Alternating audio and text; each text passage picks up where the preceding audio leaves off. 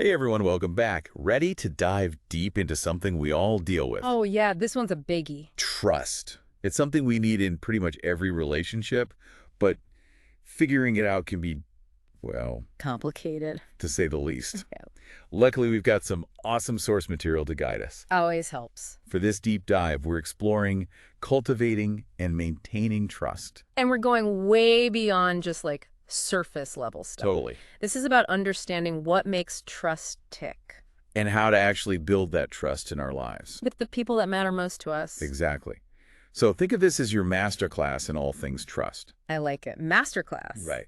Okay, so first things first. Yeah. Trust. It's not just like some warm, fuzzy feeling. Yeah. It's deeper than that. Much deeper. Way more complex. Okay, so what is it then?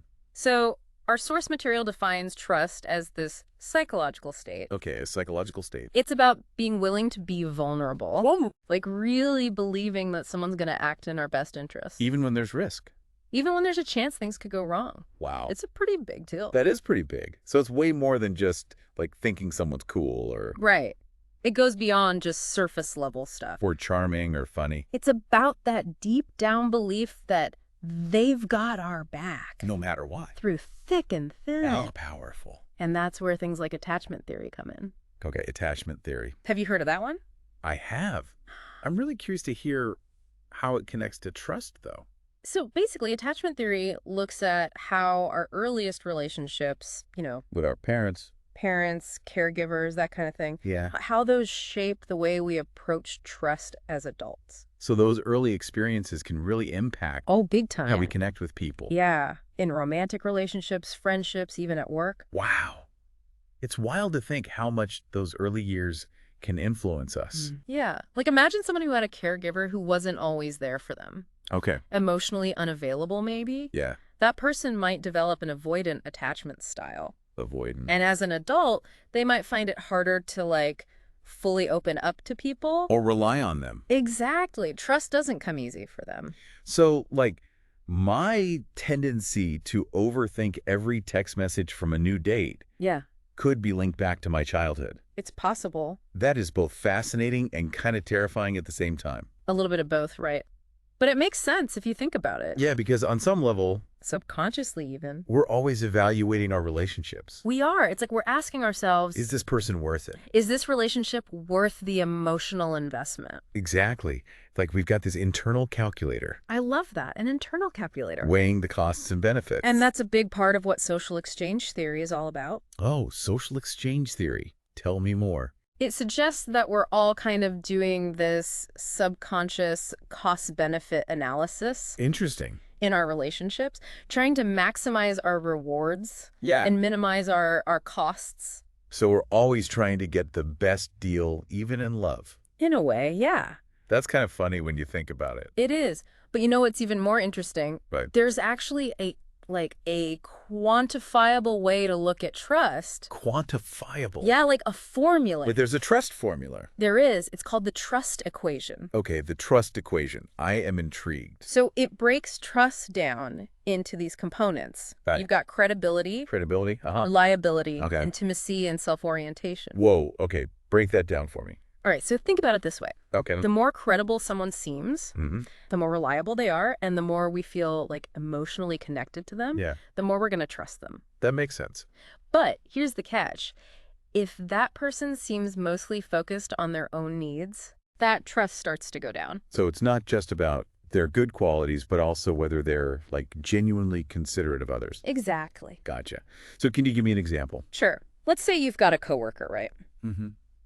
And this coworker always delivers on their promises. Okay, reliable. Super reliable, and they're really transparent about their work, Yeah, no hidden agendas. They share personal details appropriately. You get a sense that they're a real person. You feel like you can connect with them. Exactly. You're probably going to trust that coworker a lot more Absolutely. than someone who's always shifting blame, missing deadlines, Right, right. and only talks about themselves. Yeah, that makes total sense. So to build trust in our relationships, we need to be those credible, reliable people. So it's not just about waiting for trust to magically appear.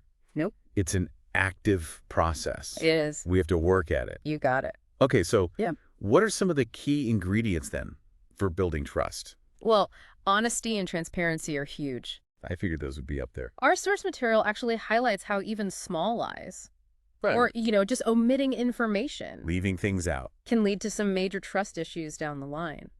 So it's not just about avoiding the big betrayals. No, it's about those little things, The too. little things add up. Think of it like a tiny crack in a foundation. Oh, okay. Over time, it can weaken the whole structure. That's a great analogy. Makes Yeah. you realize those white lies we tell, even if our intentions are good, can really chip away at trust over time. Exactly. It's about being mindful of those seemingly small choices. Yeah, because they do matter. I actually remember reading about a study Oh, tell me about it. where couples who were brutally honest with each other, Wow. Brutally honest. yeah, they practiced what they called radical honesty, Yeah. even about things that seemed, insignificant. Interesting. Reported feeling much closer and more connected than couples who didn't. So honesty really is the best policy. It seems like it. But along with honesty, Yes. Consistency is key. consistency. If your actions are always contradicting your words, Oof, yeah. that's a recipe for disaster. Big time. It erodes trust like nothing else. Think of it like building a tower of blocks. Ooh, I like where this is going. Every time you're inconsistent, it's like knocking a block out. Makes the whole structure wobbly. Exactly. Makes it unstable. So if I tell my partner I'll be more present, and then I spend the whole evening scrolling through my phone, Oh, yeah. I'm basically sabotaging my own efforts to build trust. You're sending mixed messages. Right. Because my actions aren't matching up with my words. And every time we break a promise, miss a deadline, or behave in a way that contradicts what we said, It chips away at that trust. yep, we're knocking another block out of that tower. Not good. Not good at all. And you know what else is super important for building trust? What's that? Active listening. Ah, yes. Active listening. It's more than just, hearing the words. Way more. It's about showing genuine interest, Really being present. Remembering details. making the other person feel like you get them. Like they're truly understood. I feel like that's something I could definitely work on. Oh, yeah. Sometimes I catch myself getting so caught up in thinking about my response I do that too. that I miss parts of what the other person is saying. It's so easy to do, right? It really is. It's like I'm so focused on formulating the perfect comeback or something Yeah. that I'm not fully present in the conversation. Well, the good news is active listening is a skill you can practice. Oh, good. Yeah. I need all the practice I can get. Any tips from the source material? Let's see.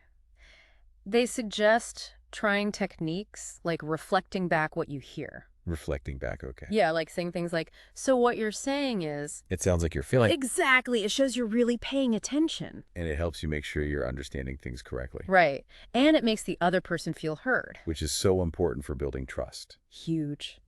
Okay, what else can we add to our trust building toolkit? Ooh, toolkit. I like that. What else is in there? Well, mutual vulnerability is a big one. Vulnerability. That one can be tough, It can be scary. for sure. But I get why it's important for building trust. Because when both people feel safe being open and honest, Sharing those deeper parts of themselves. even the messy stuff, the fears, the It insecurities, creates a deeper connection. way deeper. It's like, Taking a trust fall, yes, letting go of control and trusting that the other person will catch you. which is terrifying and exhilarating all at the same time. Right. But what happens when that trust fall goes wrong? Ooh, yeah. The dreaded trust fall, fail. We've all been there. That feeling of betrayal when trust gets broken. It's awful. It's one of the worst feelings. It really is. And unfortunately, it's something a lot of people experience at some point. So is it possible to come back from that? Rebuilding trust is possible. Okay, good.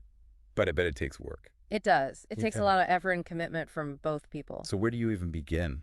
Well, the first step, according to Cultivating and Maintaining Trust, is owning the mistake. So no more deflecting blame. No deflecting, no minimizing, no making excuses. Wow. So just full-on accountability. Yep. Because when you try to downplay what happened or shift responsibility, It just makes things worse. way worse. Yeah. It shows a lack of respect for the other person's feelings. And it makes it harder for them to believe you'll change. Exactly. Taking full responsibility is like saying, hey, I messed up. But I'm truly sorry. Right. It shows a genuine desire to repair the damage. Okay, I see that. So owning the mistake is step one. What comes next? Well, then it's back to those foundational elements we talked about earlier. Honesty, consistency, active listening, all of that. Right, right. But I imagine rebuilding trust takes even more patience and effort than building it from scratch. It definitely does. It's like rebuilding that block tower we talked about. Mhm. But this time, each block is heavier. Oh, that's a good way to put it. It's like you're starting with a weaker foundation Exactly. So consistency becomes even more crucial. because you have to prove through your actions More than words. that you're really committed to doing things differently. Right. Actions speak louder than words, especially when trust has been broken. It makes me think of that saying, fool me once, shame on you. Fool me twice, shame on me. Ooh, that's a good one. You get one chance to rebuild trust. And it takes time. Yeah, time is a huge factor in healing, isn't it? Huge. Just like a physical injury needs time to mend. Trust needs time to rebuild. And rushing the process or demanding instant forgiveness can really backfire. It's like picking at a scab before it's fully healed. You just end up making things worse. Exactly. So it's about understanding that rebuilding trust is a journey. Not a quick fix. Right. It takes patience, perseverance, and a whole lot of grace. Okay, so we've talked about building trust from scratch and repairing it when it's broken. But what about maintaining trust in a healthy relationship? How do you keep that trust fire burning bright? Ooh, I love that. Keeping the trust fire burning. It's a good one, right? So maintaining trust is kind of like tending a fire. I was hoping you'd go with another analogy. Okay, I'm listening. You need to give it regular attention. Feed it the right fuel. To keep it strong. Exactly. And the fuel for the trust fire, What's that? open communication. Of course. It all comes back to communication. It really does. Instead of letting resentments simmer, Or little issues pile up like unaddressed logs. we've got to keep those communication channels open and clear. Regular check-ins. Honest conversations about needs and expectations. Addressing conflicts as they arise. All of that. It's like stoking the embers and keeping that trust fire burning bright. I like it. And showing support is like adding another log to the fire, right? Absolutely. Being there for each other through thick and thin, celebrating victories, offering comfort during tough times. It's about demonstrating that you're a team, that you've got each other's backs no matter what. Which makes you feel so much more secure and trusting in the relationship. Exactly. And remember, trust is dynamic. Dynamic, okay. Meaning, It evolves over time. oh, that makes sense. Yeah. As relationships grow and change. The way we experience and express trust also changes. So it's not just about reaching a certain level of trust and then coasting. Nope. It's an ongoing process of adaptation and growth. That's such an important point because life throws curveballs. All the time. We experience personal growth, our needs and expectations shift. Being able to navigate those changes together is key. Absolutely. With open communication and a willingness to adapt, trust can deepen and strengthen over time.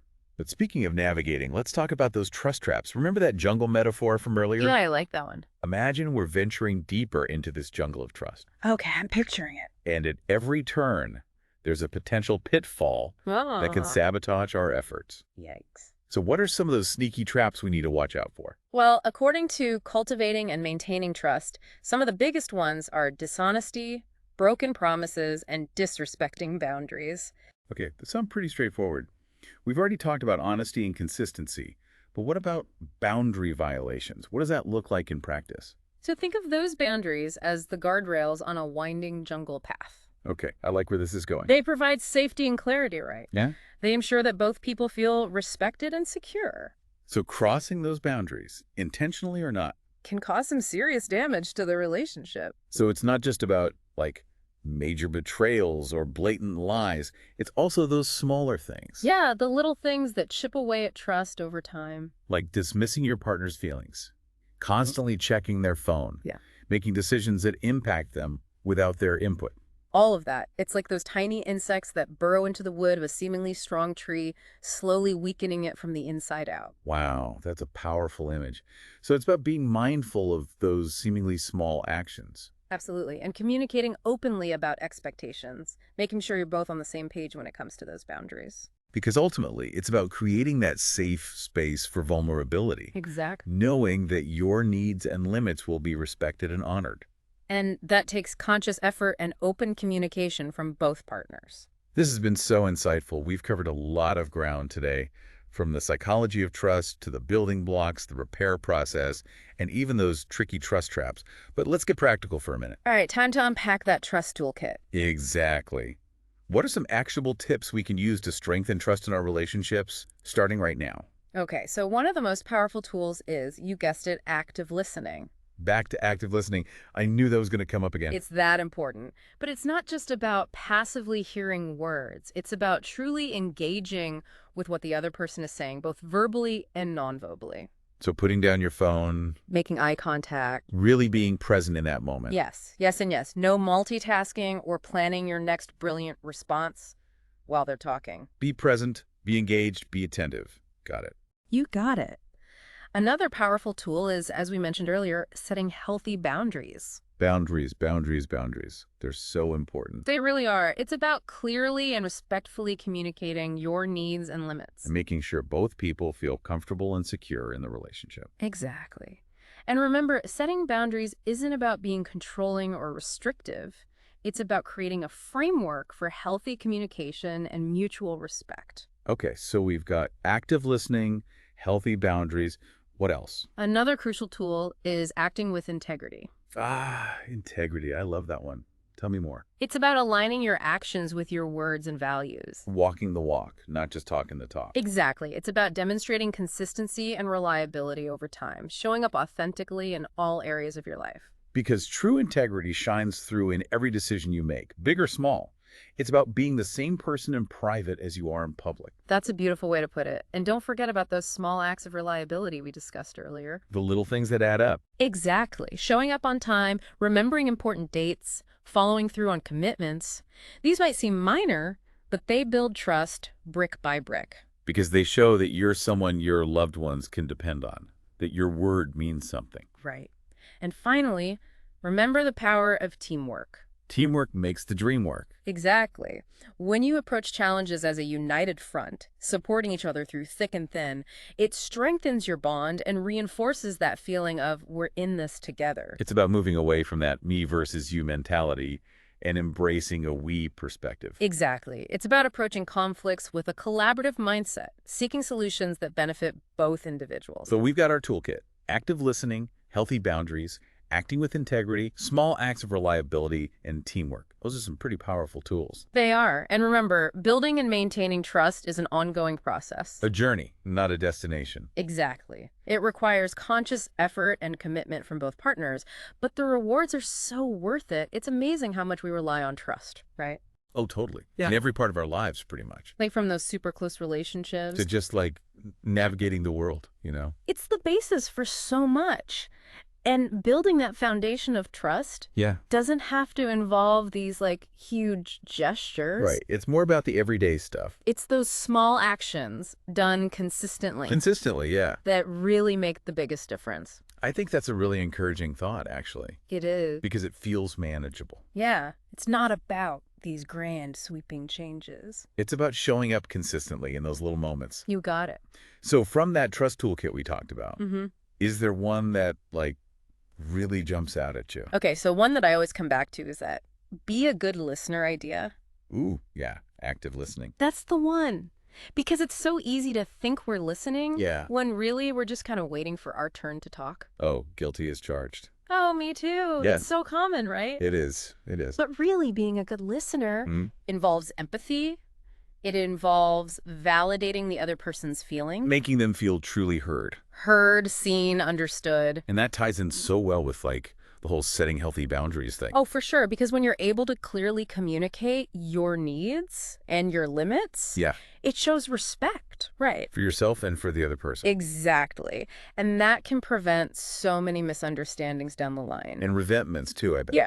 Because you're both clear about where you stand. I like to think of boundaries like property lines. Oh, you know, clearly marked. So everyone knows where they stand. Exactly. Yeah. There's less chance of someone accidentally stepping on someone else's toes. That's such a great analogy. Yeah. Okay, so we've got active listening, we've got boundaries. What else? What other gems are in this trust toolkit? Well, acting with integrity is a big one. We touched on this earlier. Yeah. But it's so important that it's worth repeating. I agree. It's about walking the walk, not just talking the talk. Yeah. Aligning your actions with your words and values. And doing that consistently. Yeah, over time. I think there's a saying about this, like, character is who you are when no one's watching. Oh, that's a good one. Because true integrity Shines through in everything you do, right? In those big moments, but also in the small, everyday choices. Right. It's about showing up authentically in all areas of your life. Well said. And let's not forget about those small acts of reliability we discussed. Yeah. Because those are super important too.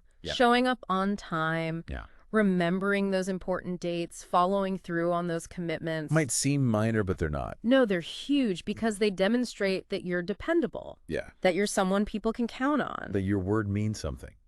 It's like you're building a solid reputation, one reliable act at a time. Exactly. And last but not least, remember teamwork. Always a good reminder. Teamwork makes the dream work. Right.